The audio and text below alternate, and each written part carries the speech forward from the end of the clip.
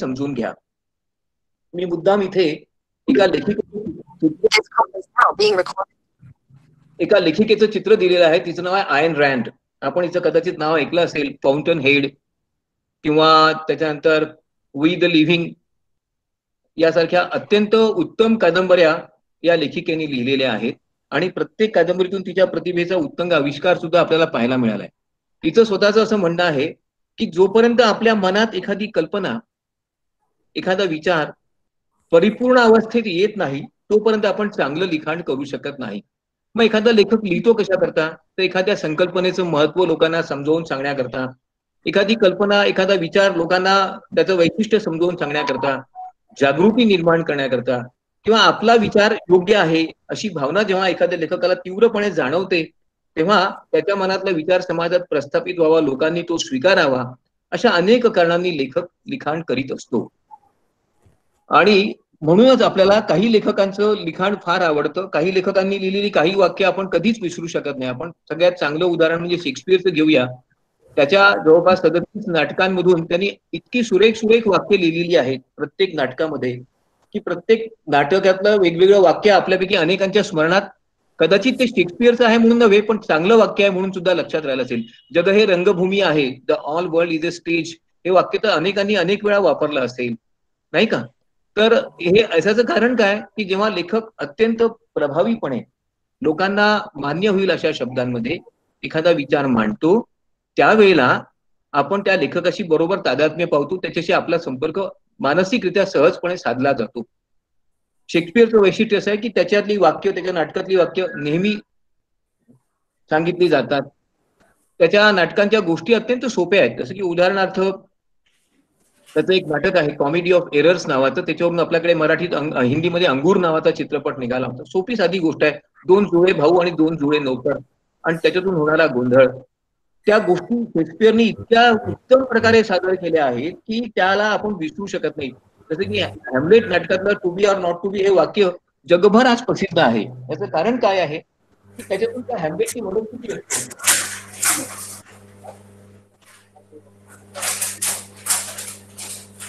लेखकाची मनाची तीव्रता, त्याचं अंतःप्रेरणा, त्याची स्फूर्ती, त्याचं एखाद्या विषयाचं सखोल ज्ञान, या सर्वच गोष्टी आपल्याला त्याच्या लिखाणातून जाणवतात आणि म्हणून चांगलं लिखाण हे चिरंजीव होत जातं. आपल्यापैकी प्रत्येकाला बरेच वेळा असं वाटत असेल की माझं लिखाण उत्तम झालं पाहिजे, मी जे काही लेख लिहीन, जे काही प्रबंध लिहीन किंवा पुस्तकं लिहीन ते लोकांनी आवर्जून वाचले पाहिजे. मग याच्याकरता आपल्याला एक चांगली शैली विकसित करणं अत्यंत आवश्यक आहे. लिहिण्याचे अनेक उद्देश असतात. इथे एका प्रख्यात लेखकाचं मुद्दाम मी चित्र दिलेलं आहे, त्याचं नाव आहे जॉर्ज ऑरवेल. या लेखकाचं वैशिष्ट्य असं आहे की त्यांनी आयुष्याच्या बऱ्याच नंतरच्या काळात खूप व्यावसायिकरित्या लिखाणाला सुरुवात केली आणि त्याला आयुष्यही फारसं लाभलं नाही. पण त्यांनी जे काही लिहिलं ते इतक्या प्रचंड उर्मीतून लिहिलं की त्याचा प्रभाव जगावर फारच विलक्षणरित्या झाला.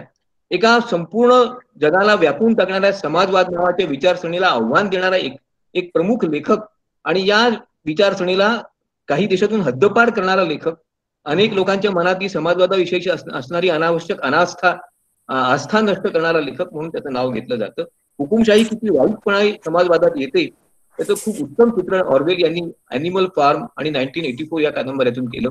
लेखक का लिहितो, त्याचा हेतू काय असतो? एखादी कल्पना लोकप्रिय करायची आहे, एखाद्या कल्पनेचा विचार संचार सर्वत्र झाला पाहिजे, प्रसार सर्वत्र झाला पाहिजे, लोकांचे ठराविक विषयांबद्दल असणारे साचेबंद दृष्टिकोन बदलले पाहिजेत. सत्याची स्थापना करण्याकरता किंवा बरेच वेळा पुनर्स्थापना करण्याकरता, नवीन कल्पना, नवीन विचार लोकांपुढे येण्याकरता, सिद्धांत मांडण्याकरता अशा अनेक हेतूंनी लेखक लिहित असतो. आपल्यापैकी अनेकांना अशाच प्रकारचे काहीतरी लिहिण्याची इच्छा किंवा मानसिकता कधीतरी होईल आणि म्हणून आपण लेखकाचा आणि लेखनाचा हेतू समजून घेतला पाहिजे. जेव्हा मनातली इच्छा अत्यंत तीव्र होते की हा विषय मला लोकांपुढे मांडलाच पाहिजे, हा विषय मला जसा समजलाय तसा इतरांना समजला नाही, किंवा या विषयाबद्दलच्या माझ्या ज्या भावना आहेत त्या लोकांना लक्षात आणून देणं माझं कर्तव्य आहे, समाजात एखाद्या गोष्टीवर, एखाद्या व्यक्तीवर, एखाद्या घटकावर होणारा अन्याय दूर करण्याकरता मला लिहिलं पाहिजे, असं जेव्हा आपल्याला वाटतं की आपली आंतरिक उर्मी असते, लेखकाची ही आंतरिक उर्मी त्याला आपोआपच चांगले शब्द, चांगले विचार सुचवत जाते.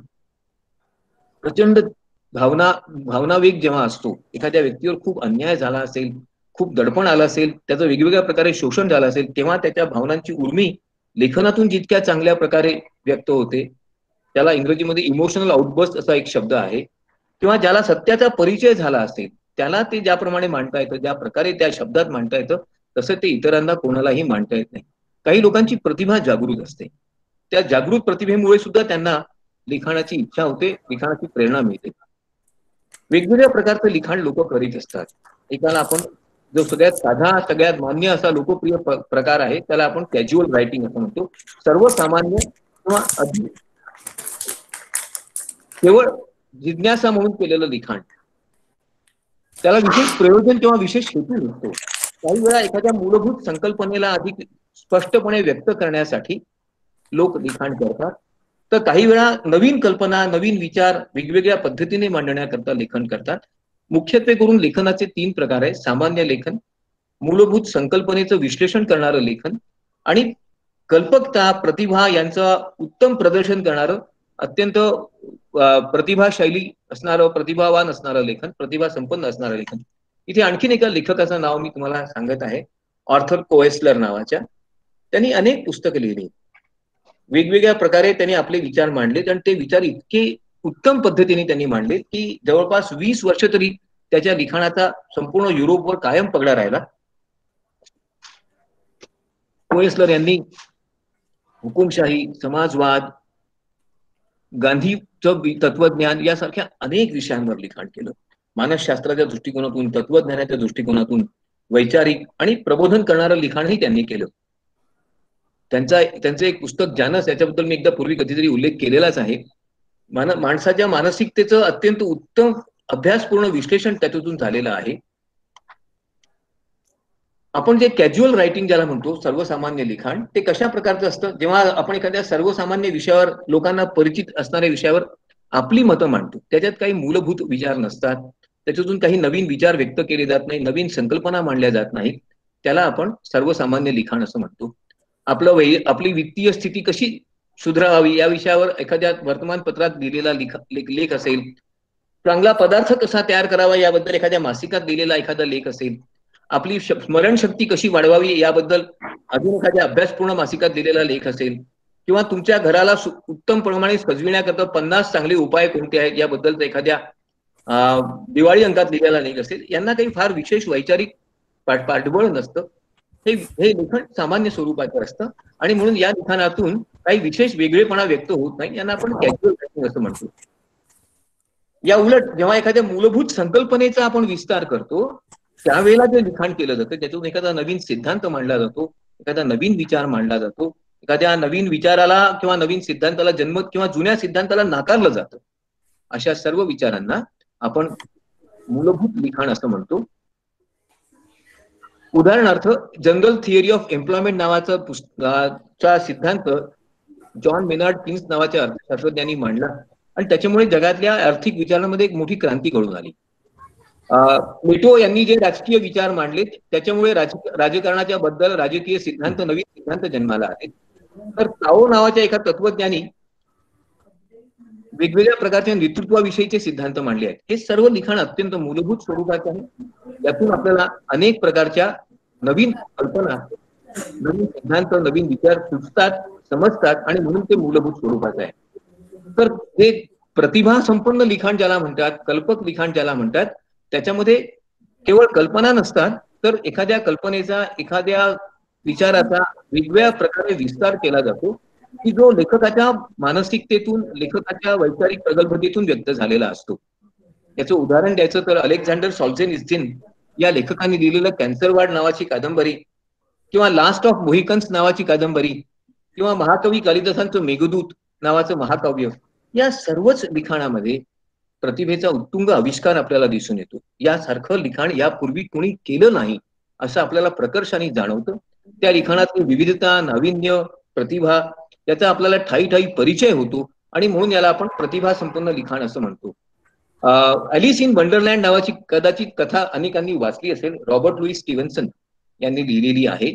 या कथेचे अनेक प्रकारे विश्लेषण करण्यात आलेलं आहे, अनेक प्रकारे तिचं स्पष्टीकरण देण्यात आलेलं आहे, कारण त्यातून अनेक वेगवेगळ्या कल्पना लोकांना सुचलेल्या आहेत. रीडर डायजेस्टमध्ये किंवा लोकसत्तामध्ये किंवा सकाळमध्ये किंवा सकाळच्या मासिकामध्ये, सह्याद्री नावाच्या मासिकामध्ये जे आपण लिखाण करतो, सामान्यपणे त्याला आपण कॅज्युअल रायटिंग म्हणतो. क्रिएटिव्ह रायटिंग, प्रतिभा संपन्न जे लिखाण असतं ते 3 किंवा 4 प्रकारचं असू शकतं. तांत्रिक विषयावर जे लिखाण केलं जातं त्याच्यात प्रतिभेचा मोठा आविष्कार दिसून येतो. मग अर्थशास्त्र असेल, राज्यशास्त्र असेल, वाणिज्य असेल, इंजिनिअरिंग, अभियांत्रिकी असेल, एखाद्या विषयावर विशिष्ट प्रकारचं विषयाला धरून संशोधन केलं असेल, त्या समस्येचं वेगवेगळ्या प्रकारे अध्ययन केलं असेल आणि त्यातून काहीतरी मूलभूत निष्कर्ष काढले असतील, अशा संशोधनपर लिखाणात सुद्धा बऱ्याच प्रमाणात प्रतिभेचा आणि कल्पकतेचा, वैचारिक प्रगल्भतेचा समावेश असतो.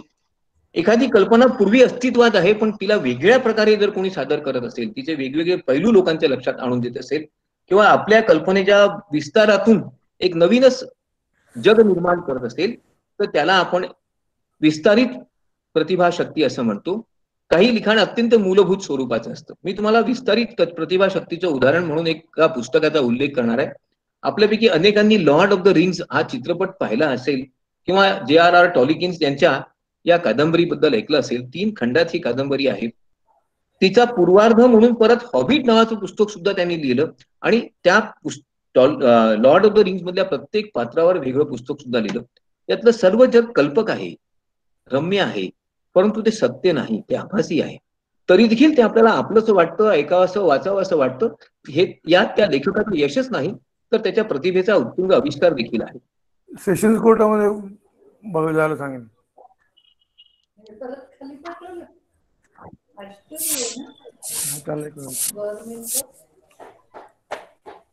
प्रतिभा संपन्न लिखाणाची गरज का असते?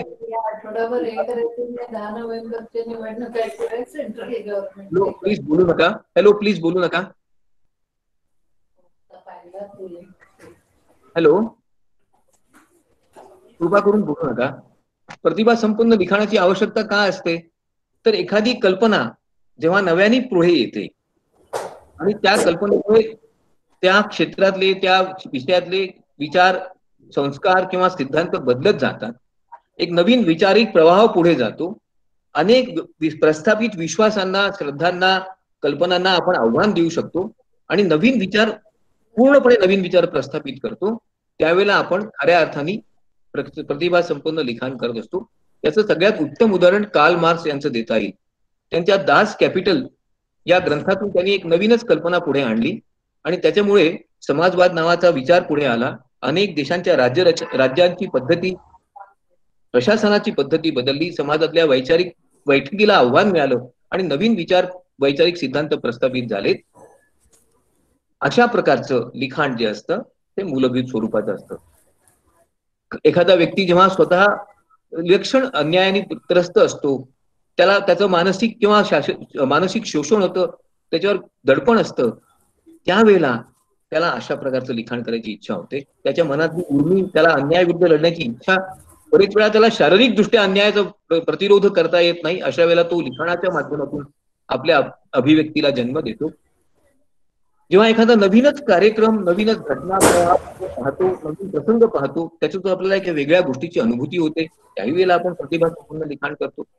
तेव्हा आपण स्वतःशी आणि जगाशी वेगळ्या प्रकारच्या पातळीवर बोलण्याचा प्रयत्न करतो, संवाद साधण्याचा प्रयत्न करतो, किंवा एखाद्या कल्पनेचे दोष आपल्या लक्षात येतात, त्याही वेळेला आपण प्रतिभा संपन्न लिखाण करत असतो. तुमच्या एक गोष्ट लक्षात आली असेल की जी अनेक श्रेष्ठ लेखकांनी लिहिलेली पुस्तकं आहेत ती चिरंजीव आहेत, ती कधीच कालबाह्य होत नाही, कारण त्यातल्या कल्पना अत्यंत मूलभूत स्वरूपाच्या आहेत. त्यातल्या अनेक कल्पना आजही आपल्याला मोहवितात, आपल्याला त्या गोष्टी आवडतात, त्यातले विचार आपल्याला कुठेतरी मनाला सुखावतात. आणि अशा प्रकारचं जे असाधारण दर्जाचं लिखाण असतं ते नेहमी मूलभूत स्वरूपाचं असतं आणि म्हणूनच ते चिरंजीव असतं. याचं सुंदर उदाहरण द्यायचं तर रामायणासारखं देता येईल किंवा महाभारताचं देता येईल. आज शतकानुशतके रामायणाची आणि महाभारताची गोष्ट आपण ऐकत आहोत, पण त्यातली गोडी कमी होत नाही. त्यातल्या पात्रांबद्दल असणारा आपल्या मनातला आकर्षण आपल्याला स्वस्थ बसू देत नाही. त्यातील कथाभावच नव्हे तर ज्या प्रकारे त्या पात्रांचं व्यक्तिचित्रण केलेलं आहे, त्यांचे स्वभाव वैशिष्ट्य सांगितले आहेत, त्यातले प्रसंगांची रचना केली आहे, या सर्वच गोष्टी आपल्याला प्रभावित करतात आणि म्हणून आपण त्याला चिरंजीव साहित्य म्हणतो.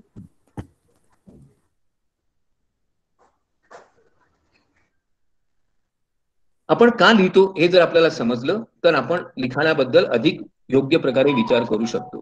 सगळ्यात महत्वाचं म्हणजे लिहिणारा प्रत्येक व्यक्ती स्वतःचं व्यक्तिमत्व प्रस्थापित करण्याचा प्रयत्न करतो, स्वतःचं अस्तित्व दर्शविण्याचा प्रयत्न करतो. मग तो छोटासा लेख असेल किंवा एखादा महाग्रंथ असेल. आपल्या वैचारिक प्रगल्भतेला जेव्हा निश्चित दिशा प्राप्त होते, एका विशिष्ट प्रकारे आपण जेव्हा विचार करू शकतो आणि या विचारांना खोली प्राप्त होते, त्याच वेळेला चांगल्या प्रकारचं लिखाण होऊ शकतं.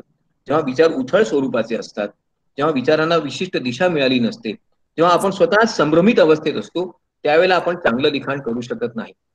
एखाद्या गोष्टीचे श्रेष्ठत्व दाखवण्याकरता, आपल्याला प्राप्त झालेली अंतःस्फूर्ती व्यक्त करण्याकरता, लोकांचं एखाद्या विषयाबद्दल असणारा गैरसमज दूर करण्याकरता, समाजामध्ये नवीन विचार प्रस्थापित करण्याकरता अनेक कारणांनी आपण लिखाण करीत असतो. मी काही लेखकांची नावं इथे मुद्दाम दिलेली आहेत. त्याच्यापैकी काही लोकांचं नाव आपण ऐकलं असेल, काही लोकांचं कदाचित ऐकलंही नसेल. पण या सर्व लेखकांनी त्यांच्या त्यांच्या काळामध्ये जगाला नवीन दिशा, नवीन विचार आपल्या लिखाणातून दिला आहे, हे लक्षात घ्या. जीन पॉल सात्र हे एक तत्वज्ञ होते. अल्बर्ट कॉम्यू हे दुसरे फ्रेंच तत्वज्ञ होते. हे दोघं म्हणजे काका आणि पुतळे, या दोघांनाही नोबेल पुरस्कार मिळाला. युरोपामधल्या अनेक नवीन तत्वज्ञानांना, अनेक नवीन विचारांना यांनी जन्म दिला आहे. अनेक प्रस्थापित तत्वांना आणि तात्विक विचारांना आव्हान दिलं आणि ते बदलून देखील टाकण्याचं सामर्थ्य यांच्या लिखाणात आहे. मॅक्स वेबरनी नोकरशाहीच्या सिद्धांताला वेगळ्याच प्रकारे मांडण्यात यश मिळवलं आणि त्याच्यामुळे प्रशासनाबद्दलच्या आपल्या अनेक संकल्पना दूर झाल्या. राजांनी राज्य कसं करावं, चतुराई कशी दाखवावी, शत्रूंवर मात कशी मिळवावी, याचं उत्तम उदाहरण निकोलाय मॅकियावेलीचा द प्रिन्स नावाचा ग्रंथ आहे. तर अर्थशास्त्राचा जनक मानल्या जाणाऱ्या ॲडम स्मिथ यांनी वेल्थ ऑफ नेशन्स या ग्रंथातून एका नवीन शास्त्रालाच जन्म दिला.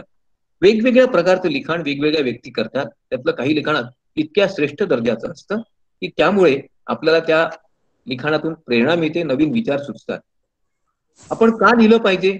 जर आपल्याला लेखक व्हायचं असेल, शैलीदार लिखाण करायचं असेल, तर काही गोष्टी आपण निश्चितपणे लक्षात ठेवल्या पाहिजे. एक तर एखाद्या कल्पनेला लोकप्रिय करायचं आहे, एखाद्या कल्पनेबद्दल लोकांच्या मनात आदर, सन्मानाची भावना किंवा एखाद्या संकल्पनेला विरोधही करायचा आहे, एखादी संकल्पना नाकारायची आहे, एखादा सिद्धांत, एखादा विचार, एखादी श्रद्धा, एखादी मान्यता दूर करायची आहे, या सर्वांकरताच आपल्याला चांगलं लिखाण करता आलं पाहिजे.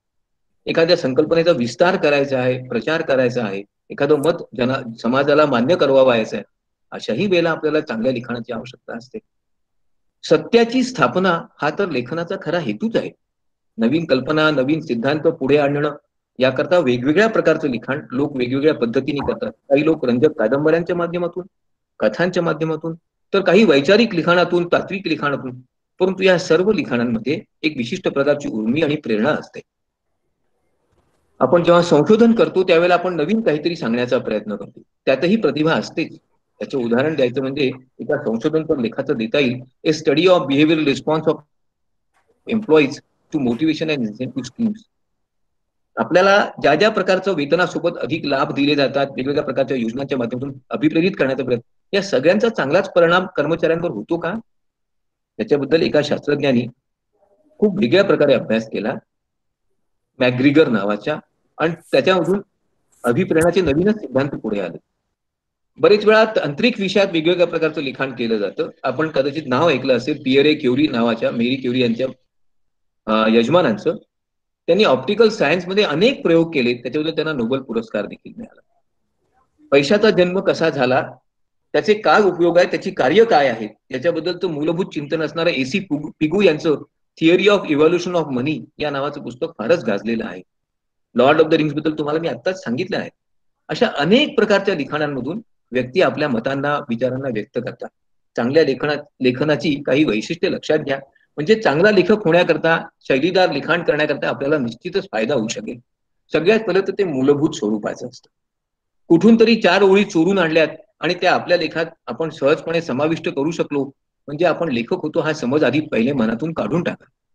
जोपर्यंत आपल्याला स्वतःला विचार सुचत नाही, आपल्याला सुचलेले विचार आपण योग्य प्रकारे शब्दबद्ध करू शकत नाही आणि आपले विचार स्वतःचे आहे याची आपल्याला जोपर्यंत खात्री पटत नाही, तोपर्यंत मूलभूत लिखाण होण्याची शक्यता कमी असते.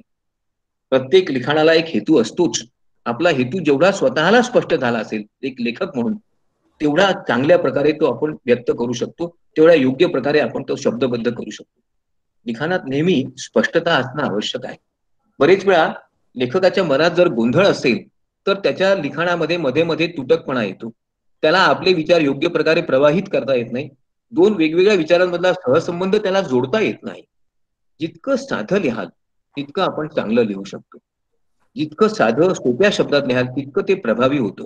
खूप बोजड शब्द वापरले, खूप विशिष्ट प्रकारच्या तांत्रिक शब्दांचा वापर केला किंवा लोकांना समजणार नाही अशा अगम्य शब्दांचा वापर आपण केला म्हणजे आपण महान लेखक झालो, ही कल्पना चुकीची आहे. बहुतेक चांगलं लेखन म्हणून ज्या गोष्टींचा, ज्या पुस्तकांचा, विचारांचा उल्लेख केला जातो त्यांची रचना खूप सोप्या साध्या प्रकारे शब्दबद्ध झालेली आहे. आपलं वाचन जोपर्यंत लोकांना विचार करायला प्रवृत्त करत नाही, लोकांनी विचार करावा असं आपण जोपर्यंत लिहित नाही, लोकांनी एखादं पुस्तक वाचायला घेतल्यावर वा असा शब्द जर त्यांच्या तोंडातून निघत नसेल आणि पुस्तक संपल्यावर अरे वा असं जर त्यांना वाटत नसेल तर लेखकाला त्याच्या लेखनाची पावती मिळाली असं म्हणता येणार नाही. कुठेतरी वाचकाला ती कथा, ते लेखन भिडलं पाहिजे त्याच्या मनाला. त्याला मनापासून असं वाटलं पाहिजे हे मी पूर्ण झाल्याशिवाय मला चैन पडणार नाही. आपण अनेक वेळा स्वतःच असा अनुभव घेतला असेल की एखादं खूप चांगलं पुस्तक आपल्या हातात येतं, वाचायला सुरुवात केल्यावर वेळ किती गेला हेच आपल्या लक्षात येत नाही. पुस्तक हाताबाहेर ठेवावं असं वाटत नाही.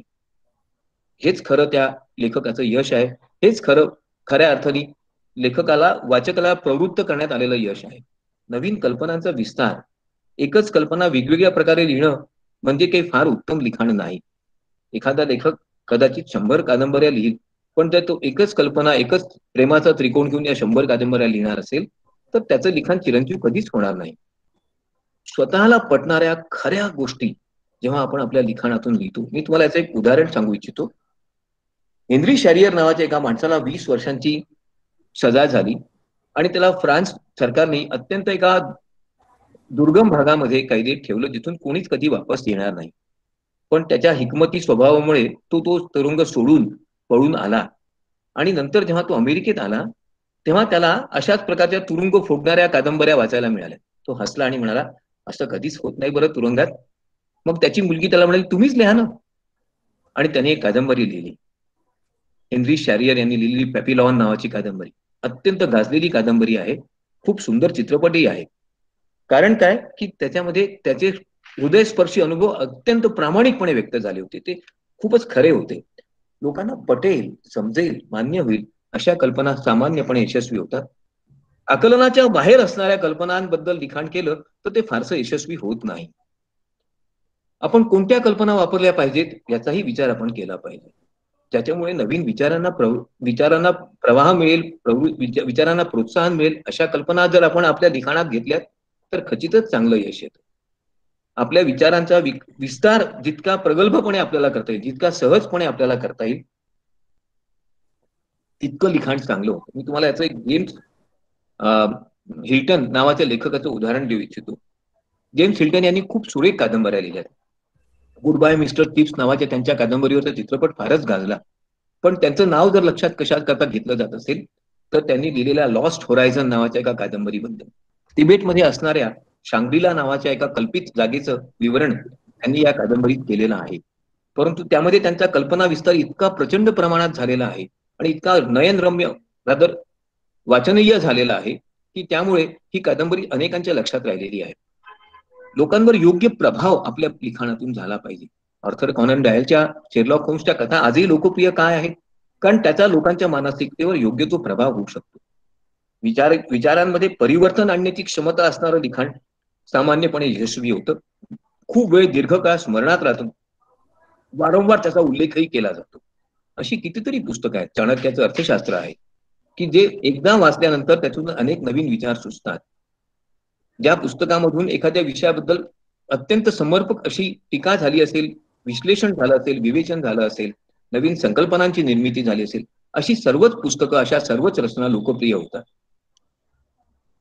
मग आपल्याला जर लिखाण करायचं असेल तर आपण कोणत्या गोष्टी लक्षात ठेवल्या पाहिजेत?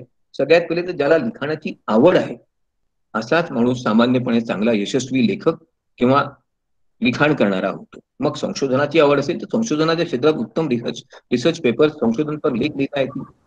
परंतु जर आपल्याला लिखाणाची आवड नसेल, लिखाणाबद्दल कंटाळा असेल 2 ओळी लिहिल्यानंतर आपल्याला पुन्हा पुन्हा उठून जावंसं वाटत असेल तर चांगलं लिखाण आपल्याकडून होणार नाही. अंतःप्रेरणा हा प्रत्येक लिखाणाचा आधार आहे.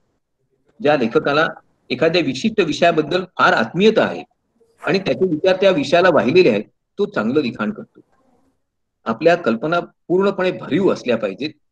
त्या पूर्ण विचारांती निर्माण झाल्या पाहिजेत. एका विशिष्ट विचारांच्या प्रवाहाला त्या पुढे नेणाऱ्या असल्या पाहिजेत. मूलभूततः नवीन कल्पनांची निर्मिती चांगला लेखक बनवते. सगळ्यात महत्वाचं म्हणजे आपल्या कल्पना परिपूर्ण असल्या पाहिजेत. जेव्हा एखादं पुस्तक वाचल्यावर आपल्याला वाटतं की याच्यातून मला पूर्ण समाधान मिळालं आहे, तेव्हा खऱ्या अर्थाने त्या लेखकाचा विजय झालेला असतो. अर्थातच असं लिखाण करण्याकरता खूप प्रयास करावे लागतात, हेही आपण लक्षात घेतलं पाहिजे. चांगल्या लिखाणाच्या जे महत्वाचे पैलू आहेत, त्याच्यामध्ये कल्पना, रचना, भाषेचं सौंदर्य, उत्कृष्ट शैली, एक निश्चित क्रम आणि शिस्त या गोष्टी नेहमीच असतात. आपण पाहिलं असेल की ज्या कादंबऱ्या, ज्या कथा, जे लिखाण आपल्याला आवडतं, ते एका विशिष्ट दिशेने वेगाने प्रवाह करत जातं. त्या कथेची पकड कमी होत नाही. त्या कथेतल्या गोष्टीची गोडी कमी होत नाही. त्या कथेमध्ये कुठेही खंड पडला आहे, अचानक लेखक भरकटला आहे, असं कधीच जाणवत नाही. हे त्याच्या त्या लिखाणाच्या शैलीमुळे आणि एका विशिष्ट शिस्तबद्ध लिखाणामुळे होत असतं. आपण इयान फ्लेमिंग या रहस्यकथा लेखकाचं नाव कदाचित ऐकलं असेल किंवा डॅन ब्राऊन यांचं आपण नाव ऐकलं असेल. त्यांच्या लिखाणामध्ये ही शिस्त आणि हा प्रवाह आणि भाषेचं संपन्नता इतक्या योग्य प्रकारे दिसून येते की त्यामुळे आपल्याला त्या पुस्तकांची गोडी निश्चितच जाणवते. चांगला लेखक होण्याकरता एका विशिष्ट प्रक्रियेमधून आपल्याला पुढे जावं लागतं. आपण आधी पूर्णपणे वाचन केलं पाहिजे. कोणत्याही विषयाचं लिखाण करायचं असेल, त्या विषयाबद्दलच्या वेगवेगळ्या गोष्टी आणि पैलू आपण चांगल्या प्रकारे वाचल्या पाहिजे. रहस्यकथा लिहिणारा लेखक ज्या विषयात ज्या रहस्य कथेबद्दल लिखाण करणार आहे त्यातल्या पात्रांबद्दल, प्रसंगांबद्दल, घटनांबद्दल, साहित्याबद्दल प्रचंड प्रमाणात जर त्याचं वाचन असेल तर त्याच्यात एक प्रकारची सत्यता आहे. त्याच्यामध्ये एक प्रकारचा वास्तविकतेचा स्पर्श होतो. विचार केल्याशिवाय लिहू नका हा नियम अनेक चांगल्या लेखकांनी अनेकांना सांगितलाय. बहुतेकांनी तो पाळलेला नाही. जेव्हा आपण विचार करतो आणि लिखाण करतो त्यावेळेला आपलं लिखाण अधिक प्रगल्भ होतं, समृद्ध होतं. आपलं लिखाण पहिल्याच लेखणीच्या फटक्याऱ्यांनी परिपूर्ण होईल असं कधीच होणार नाही. कधी कधी आपल्या वाक्यरचना चुकतील, कधी कधी शब्दरचना चुकतील, कधी कधी नेमका जो अर्थ आपल्याला सांगावायचा आहे तो त्यातून पूर्णपणे व्यक्त होणार नाही. आणि म्हणून आपण लिहिलेल्या गोष्टी स्वतःच पुन्हा वाचून त्याचा पुनर्विचार करा. त्याला पुन्हा पुन्हा आपल्यात काही राहिलाय का असा विचार करा. आपोआपच आपल्या लेखनातील दोष आपल्या लक्षात येतात. नंतर लिहा आणि पुन्हा एकदा लिहा.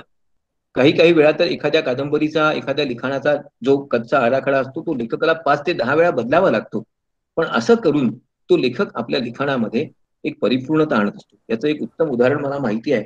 अर्नेस्ट हेमिंग्वे यांनी The old man and the Sea या नावाची कादंबरी लिहिली. कादंबरी त्यांनी पहिल्या झटक्यातच लिहून पूर्ण केली. त्यांना समुद्रावर एक 3 प्रकारच्या वेगवेगळ्या कथा लिहायच्या होत्या. त्यातली ही पहिली गोष्ट होती. परंतु कादंबरी वाचल्यावर त्यांना वाटलं याच्यातून समुद्राचं हवं तसं वर्णन आलेलं नाही. त्याच्यातून ज्या व्यक्तीबद्दल त्यांना लिहायचं आहे त्याच्या मनातले विचार व्यक्त झाले नाही. कारण या कादंबरीत 3च पात्र होती. अखेर त्यांनी तो संपूर्ण मसुदा रद्द केला. हेमिंग्वे यांनी पुन्हा पुन्हा old man and the sea ही कादंबरी लिहिली.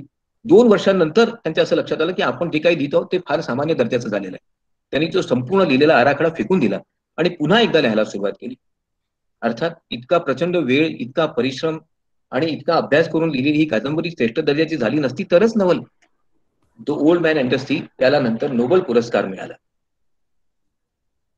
स्कॉलरली रायटिंग जर आपल्याला करायचं असेल, अभ्यास शैलीपूर्ण लिखाण आपल्याला जर करायचं असेल तर काही गोष्टींचा आपण विकास निश्चित केला पाहिजे. एक तर लिखाणाची सवय पाहिजे. अनेक चांगले लेखक आपल्या दैनंदिन जीवनाचा भाग म्हणून लिखाण करतात. दररोज 3 तास 4 तास नियमितपणे लिखाण करतात.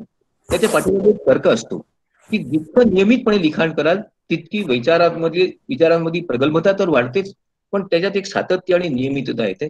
शब्दांना प्रवाहासारखं एखाद्या आगगाडीचे डबे जसे वेगाने पुढे जातात त्याप्रमाणे आपली शब्दरचना वेगाने आपोआपच पुढे जायला लागते. एक पद्धत ठरवून घ्या, मला काय आणि कसं लिहायचं. जितकं चांगल्या प्रकारे आपण ह्याचा विचार करू तितक्या चांगल्या प्रकारे आपण आपलं लिखाण करू शकतो. साधं पाठ्यपुस्तक जरी लिहायचं असेल तर त्याला देखील एक शिस्त असली पाहिजे. कोणत्या दृष्टिकोनातून मला लिहायचं आहे, मला एखाद्या गोष्टीचं समर्थन करायचं आहे, विरोध करायचा आहे, नवीन सिद्धांत मांडायचा आहे, नवीन कल्पना मांडायची आहे, या सगळ्यांचा विचार आपण केला पाहिजे. सामान्यपणे लिखाणाकडे तत्वज्ञानात्मक पाहण्याचा विचार आपल्याला पटण्यासारखा नाही, पण तो फार महत्वाचा आहे. मी का लिहितो हे जर मला माहित नसेल तर मी काय लिहिलं हे देखील मला कदाचित कदाचित कधीच कळणार नाही. आपण एखाद्या कारणाला, एखाद्या विशिष्ट हेतूला बांधून लिखाण करायची सवय ठेवली तर आपल्या लिखाणामध्ये एक शिस्त आणि शैलीदारपणा आपोआपच येतो. शक्यतोवर तडजोड करू नका. प्रत्येक वेळा आपल्या लिखाणातला एखादा पॅराग्राफ आपल्या दुसऱ्या कोणाला तरी आवडला नाही किंवा आपल्याला आवडला नाही म्हणून प्रत्येक वेळा आपण बदलत जातो. मग कधी कधी सगळे जे परिच्छेद असतात ते वेगवेगळ्या प्रकारे लिहिले जातात. लोकांना काय आवडणार आहे याचा विचार न करता मला काय योग्य वाटतं तसा विचार मी करीन, असा प्रयत्न जर आपण केला तर चांगलं लिखाण आपण करू शकतो. चांगलं लिखाण करण्यामध्ये, अभ्यासपूर्ण लिखाण करण्यात अनेक अडचणी आहेत. सगळ्यात पहिले तर चांगल्या कल्पना सुचल्या पाहिजेत हो. बऱ्याच लोकांना लिखाणाची फार उर्मी असते, इच्छा असते, पण काय लिहावं त्याच्याकरता साधनं किंवा साहित्य किंवा विचार कुठून मिळतील हेच कळत नाही. जोपर्यंत आपल्या मनात आपल्या स्वतःच्या नवीन चांगल्या कल्पना येत नाहीत तोपर्यंत आपण चांगलं लिखाण करू शकत नाही. आपल्या कल्पना आपल्या असल्या पाहिजेत, स्वतःच्या असल्या पाहिजेत, मूलभूत असल्या पाहिजेत. कुठून तरी उचलून आणलेल्या कादंबरीतून, कथांमधून घेतलेल्या कल्पना घेऊन नवीन काहीतरी कथा, कादंबरी किंवा लिखाण करण्याचा जेव्हा आपण प्रयत्न करतो, संशोधनपर लेख लिहिण्याचा प्रयत्न करतो, त्यावेळेला आपोआपच आपला हा लिखाणाचा जो मनोरा आहे हा लवकर ढासळतो, कारण याचा पायाच घुसघुशीत असतो. सातत्य ठेवा. सातत्याचा अभाव चांगल्या लेखकाला नेहमीच अपयशी करत असतो. एकदा एखादं लिखाण खूप यशस्वी झालं की त्यानंतर त्या विषयाला धरून वेगवेगळ्या प्रकारे लिखाण करायचा नियमितपणे प्रयत्न किंवा सराव केला पाहिजे. जितकं सातत्यपूर्ण लिखाण कराल तितकं चांगलं लिखाण आपल्याकडून होतं. चांगल्या शिस्तबद्ध दृष्टिकोनातून आणि कोणत्याही प्रकारच्या भावनात्मक विचारांमध्ये पूर्णपणे वाहून न जाता विवेक साधून आपण जर लिखाण केलं तर चांगलं लिखाण होतं. चांगल्या लिखाणाची शैली विकसित करण्याकरता 4 गोष्टींची आवश्यकता आहे. एक तर वैशिष्ट्यपूर्ण किंवा शिस्तबद्ध विचार, मूलभूतता, प्रतिभा आणि सातत्य. पूर्वी सांगितल्याप्रमाणे या 4 गुणांचा जितका चांगला आपल्यामध्ये विकास होईल, जितका नियमित विकास होईल, सरावातूनच हा विकास होऊ शकतो. लेखकाला प्रतिभेची जोड हवी, आवश्यकता आहेच, पण ही प्रतिभा 5% असते.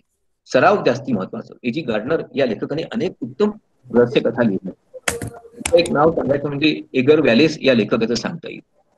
याने देखील खूप चांगल्या पुस्तकांची निर्मिती केली. या सर्वांचं वैशिष्ट्य असं होतं की त्यांच्या लिखाणात एक सातत्य होतं. त्यांच्या लिखाणामध्ये एक शिस्तबद्धपणा होता आणि नियमितपणे आपण लिखाण केलं म्हणजे असा त्यांचा एक मनाचा ठाम निश्चय होता. आणि म्हणूनच त्यांच्या कादंबऱ्या, त्यांचं लिखाण खूप दीर्घ काळपर्यंत लोकप्रिय राहिलं. त्यांना दीर्घकाळपर्यंत लेखक म्हणून वावरण्याची संधी मिळाली. चांगला लेखक चांगलं वाचन केल्याशिवाय निर्माण कधीच होऊ शकत नाही. जितकं जास्त वाचाल, जितकं चांगलं वाचाल, तितकं आपण यशस्वी होत असतो.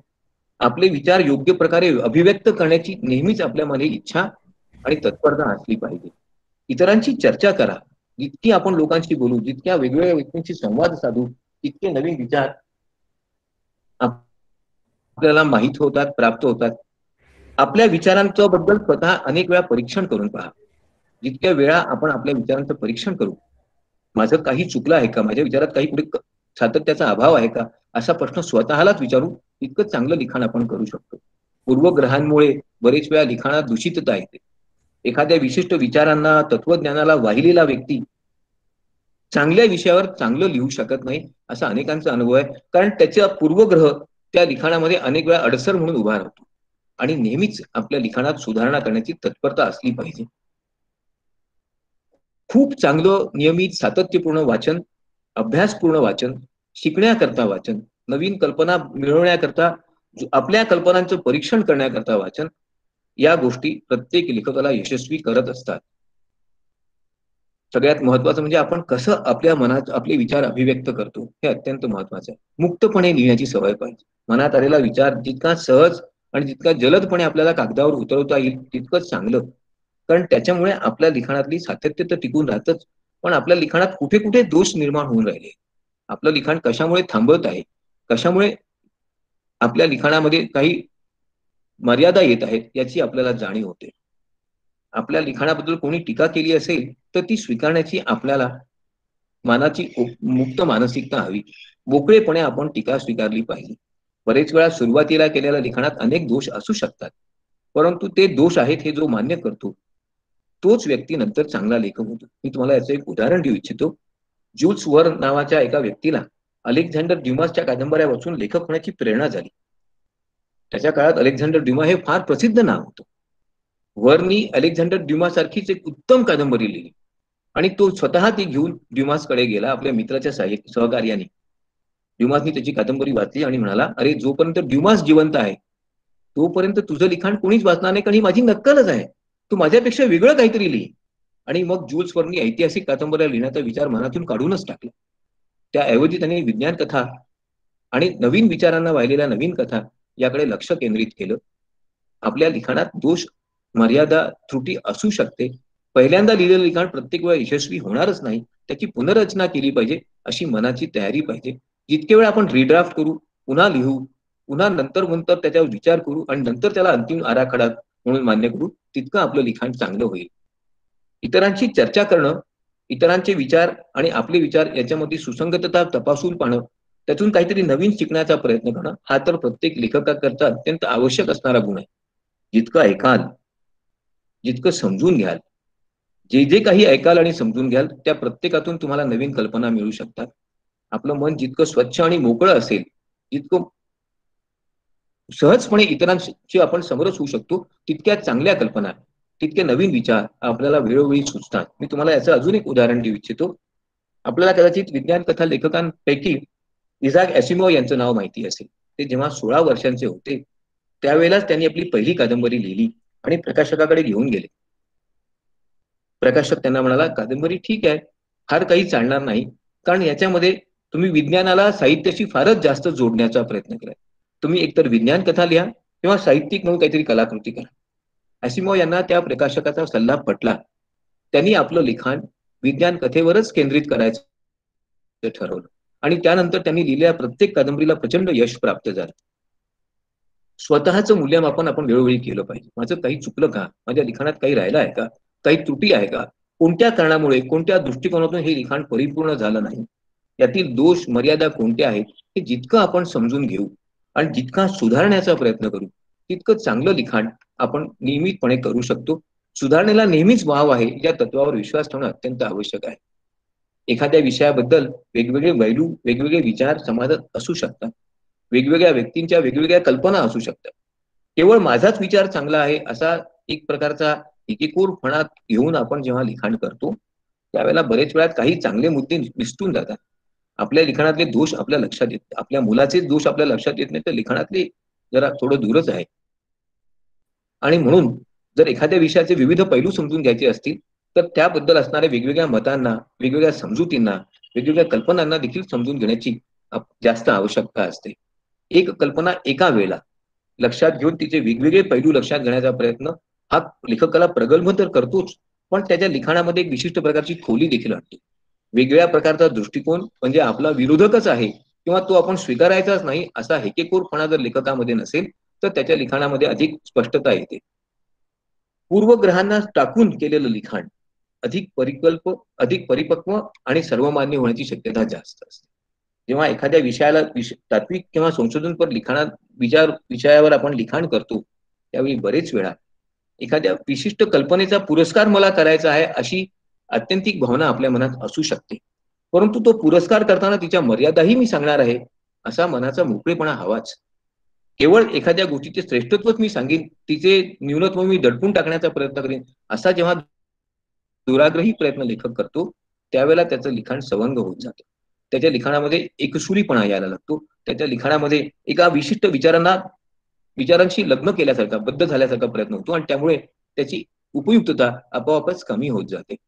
आपल्या मनात एखादी कल्पना फार प्रबळ झाली असेल, फार प्रभावी वाटत असेल, तर ती व्यक्त करताना त्यामध्ये नवीन काय आहे, त्या कल्पनेमध्ये दुरुस्ती कोणत्या प्रकारे करता येईल, याचा विचार आपण केला पाहिजे. ज्या व्यक्ती तत्वज्ञानाच्या गुलाम असतात, विशिष्ट तत्वज्ञानाला, विचारांना अंतिम समजून लिखाण करतात, त्या सामान्यपणे चांगलं लिखाण करू शकत नाही, कारण त्यांना त्या तत्वज्ञानाच्या भिंती वेगळ्या प्रकारचा विचार करण्याकरता संधी देत नाही, पलीकडचं पाहू देत नाही, त्यांची दृष्टी संकुचित होत जाते. महत्वाची गोष्ट म्हणजे कोणीही काहीही सांगितलं असेल, कोणत्याही व्यक्तीने, कोणत्याही श्रेष्ठ तत्वज्ञानी, तरी त्याच्याबद्दल पूर्वविचार केल्याशिवाय स्वीकृती देणं म्हणजे लेखकांनी एक प्रकारची दास्यवृत्ती स्वीकारणं आहे. आपल्या लिखाणात सुधारणा होऊ शकते, हा विचार आपल्याला लेखक म्हणून नेहमीच पटला पाहिजे. लिखाणात सुधारणा करण्याची तत्परता आणि इच्छा हा लिखाण उत्तम करण्याचा सगळ्यात महत्वाचा गुरुमंत्र आहे. पहिल्याच फटकाऱ्यामध्ये लिहिलेलं लिखाण नेहमीच चांगलं होईल असं नाही. कधी कधी काही मुद्दे सुटून जातात, काही विचार मागे पुढे करावे लागतात, काही विचारांमधलं सातत्य राहत नाही, नवीन कल्पनांचा त्यात समावेश होता होता राहून जातो, काही कल्पना अस्पष्टपणे मांडल्या जातात. आणि म्हणून सातत्य आणि पुनर्विचार यामुळे लिखाणातल्या अनेक दोषांना आपण दूर करू शकतो. विशेषतः ज्यांना संशोधनपर लिखाण करायचं आहे त्यांनी तर ही गोष्ट नेहमीच लक्षात ठेवली पाहिजे. काही महत्वाच्या गोष्टी आपण त्याच्यासोबत निश्चितपणे लक्षात घेतल्या पाहिजे. कधीच असं समजू नका की माझा शब्द अंतिम स्वरूपाचा आहे, मी जे आता लिहिलं त्यानंतर नवीन किंवा वेगळं कोणी काहीच लिहू शकणार नाही. आपण सर्वोत्कृष्ट आहोत, एखाद्या विषयातले अंतिम तज्ज्ञ आहोत, हाही विचार फारसा योग्य नसतो. आपल्यापेक्षा चांगले आणि वेगळे विचार इतरांना कधी आणि केव्हाही सुचू शकतात. जेवढं आपल्याला आकलन झालंय त्याच्या पलीकडे कोणाला काहीच आकलन होणार नाही. अशा प्रकारचा ज्या वेळेला लेखकाच्या मनात विचार कायम घर करून राहतो, त्यानंतर त्याच्या लिखाणामध्ये नाविन्य राहत नाही. त्याच्या लिखाणात आपोआपच एक एकसुरीपणा यायला लागतो, त्याच्या लिखाणात साचेबद्धपणा यायला लागतो. वाचन कधीही थांबवू नका. जितकं वाचाल तितकं नवीन, तितकं वेगळं नवीन काहीतरी लिहिण्याची प्रेरणा मिळत जाते. आपल्या लिखाणाचा वारंवार पुनर्विचार करा. त्या लिखाणामध्ये काही त्रुटी राहिल्या आहेत का, त्यात काही दोष आहेत का, त्यात काही सुधारणा होऊ शकते का, याचा नेहमीच स्वतःला प्रश्न विचारा. इतरांशी चर्चा करणं, विचारांचा आधार प्रदान करणं, नवीन माहिती संकलित करणं, याच्यामधून अनेक चांगले विचार समजतात, अनेक चांगले विचार सुचतात. विशेषतः संशोधनपर ज्याला लिखाण करावायचं आहे, ज्याला उत्तम संशोधक व्हायचं आहे, त्यांनी तर आपल्या क्षेत्रात होणाऱ्या नवीन प्रवाहांना, नवीन विचारांना नेहमीच स्वीकारलं पाहिजे. त्याच्याबद्दलची माहिती मिळवली पाहिजे. एखादा संशोधनपर लेख आपण लिहितो, एखाद्या मासिकात, पाक्षिकात किंवा संशोधनपर पत्रिकेत पाठवतो, त्यावेळेला त्या पत्रिकेचे संपादक त्यातले काही दोष लक्षात घेतात आणि आपल्याला तो पुनर्विचाराकरता पाठवितात. याचा अर्थ असा नाही की आपला लेख सदोष आहे. याचा अर्थ असा की त्याची पुनर्रचना केल्यास तो अधिक प्रभावी होणार आहे. संपादकांकडून येणाऱ्या सूचना, त्यांच्या नवीन कल्पना यांचा समावेश केल्यास त्या लेखाची, त्या संशोधनपर लिखाणाची स्पष्टता, मान्यता आणि खोली वाढू शकते. असाच एक सकारात्मक विचार आपण डोळ्यापुढे ठेवला पाहिजे. चांगला संशोधक नेहमीच त्याच्या लिखाणाची पुनर्विचार करतो, त्याची परीक्षा करतो.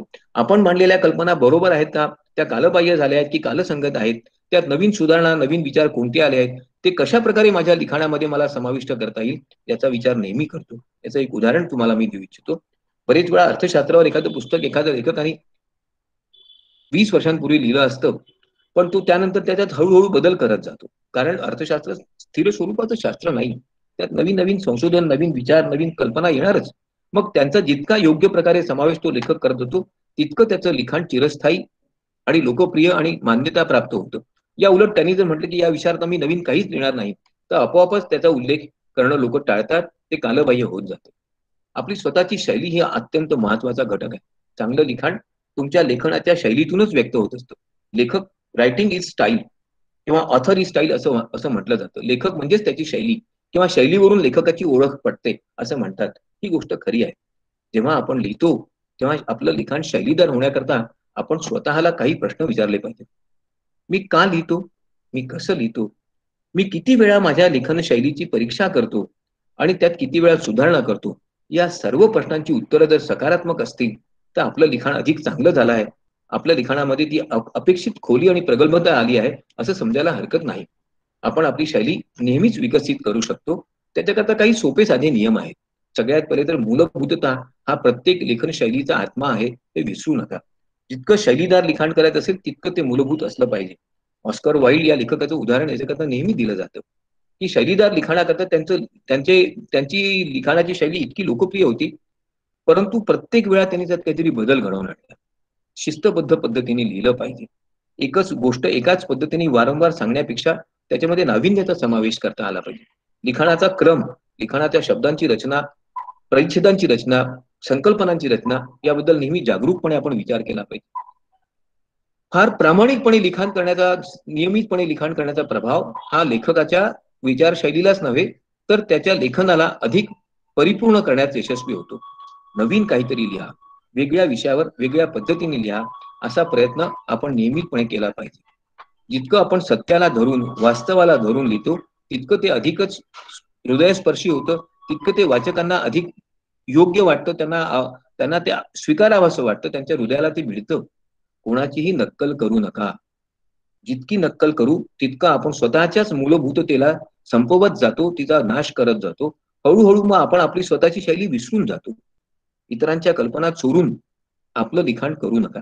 मराठीमध्ये याची अनेक उदाहरणं आहेत, की एखाद्या पाश्चिमात्य लेखकांनी लिहिलेल्या लिखाणाचा, कादंबरीचा स्वैर अनुवाद, स्वैर रूपांतर असं सांगून किंवा त्या कल्पनेतल्या पात्रांची नावं बदलून आपल्या अनेक लेखकांनी लिखाण केलं आहे. परंतु जे यश त्या मूलभूत लेखकाला लाभलं असेल, त्या मूळ लेखकाला लाभलं असेल, तसं त्याच्या नक्कल करणाऱ्याला सहसा यश मिळत नाही. फाउंटन हेड या नावाच्या कादंबरीमध्ये आयन रँड यांनी हीच गोष्ट वेगळ्या प्रकारे सांगितली आहे. एक रोअर्क नावाचा व्यक्ती अत्यंत प्रतिभाशाली असतो आणि त्याचा एक मित्र त्याचं नक्कल करणारा असतो. त्याचा नक्कल करणारा मित्र सुरुवातीला खूप यशस्वी पण होतो.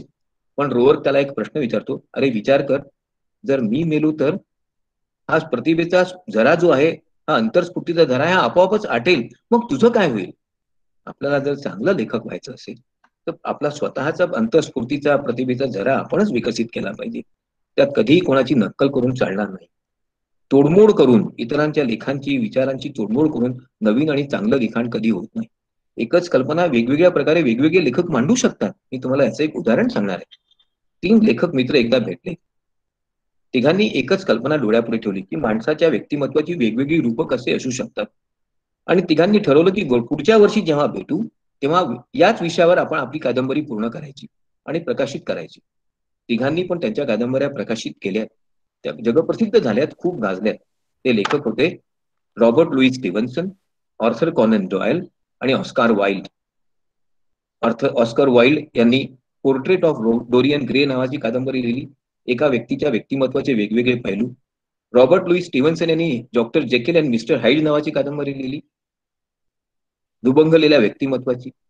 तर ऑर्थर कॉनन डॉयल यांनी हाऊंड ऑफ बस्करविले नावाची कादंबरी लिहिली. एक व्यक्ती किती वेगवेगळ्या प्रकारे स्वतःला सादर करू शकतो आणि लोकांना फसवू शकतो. तिन्ही कादंबऱ्या गाजल्या, चित्रपटही निघाले.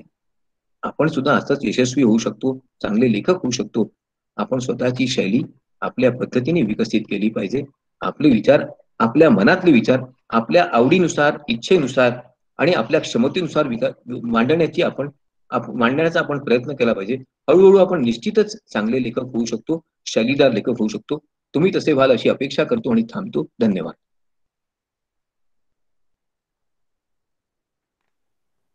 जर कोणाला काही विचारायचं असेल तर आपण विचारू शकता.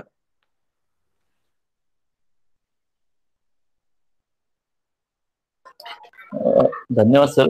मी आता जस्ट 15 मिनिटापूर्वी जॉईन झालो सर. शेवटचं जे काय ऐकलं ते खूप महत्वपूर्ण होतं सर. बरं, धन्यवाद.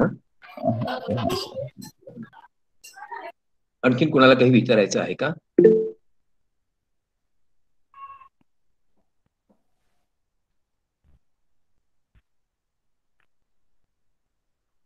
थँक्यू. सर्वांचा आभार मानतो आणि थांबतो. धन्यवाद. Thank you sir.